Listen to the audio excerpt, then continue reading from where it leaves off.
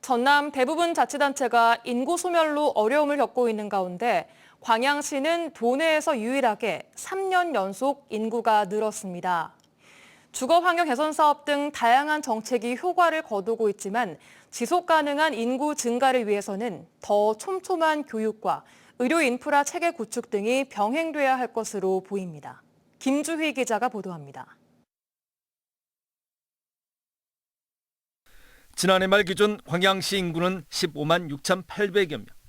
지난 2021년 15만 500여 명을 기록한 것을 시작으로 3년 연속 꾸준히 증가하는 추세를 보이고 있습니다. 역대 가장 많은 인구입니다. 특히 광양시 고략동 인구는 11,900여 명으로 5년 전보다 5배가량이나 크게 늘었습니다. 주변에 여천이라든지 포스코라든지 그런 면에서 딱 주거에 좋은 공간인 것 같습니다. 12년 만에 출산화 수도 반등했습니다. 출산화 수가 2012년 1,940여 명을 기록한 이후 지난 2023년 830여 명까지 10여 년 넘게 계속 감소했지만 지난해 940여 명으로 반등에 성공했습니다.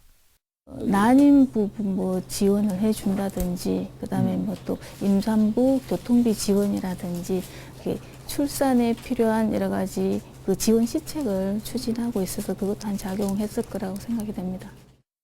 특히 지난 2021년부터 지속적으로 공급되고 있는 주거 환경 개선 사업이 인구 증가를 견인한 것으로 평가되고 있습니다. 꾸준한 기업 유치와 상생 협약을 통한 일자리 증가가 인구 증가의 동력이 된 것으로 보고 있습니다.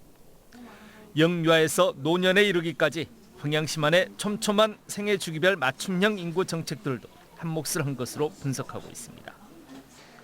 하지만 해결해야 할 과제도 많습니다. 광양보건대의 파행 운영 등 청년 인구 증가의 척도가 될 교육 인프라의 수준은 여전히 부족합니다. 의료 인프라 역시 열악한 수준에서 벗어나지 못하고 있습니다.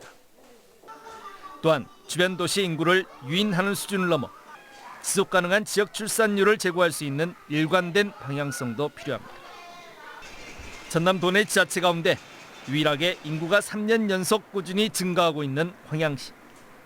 유의미한 성과로 가능성을 확인시킨 만큼 이제 더욱 확장된 영역에서 인구 증가를 위한 시책들을 고민하고 시행해야 할 것으로 보입니다. MBC 뉴스 김주희입니다.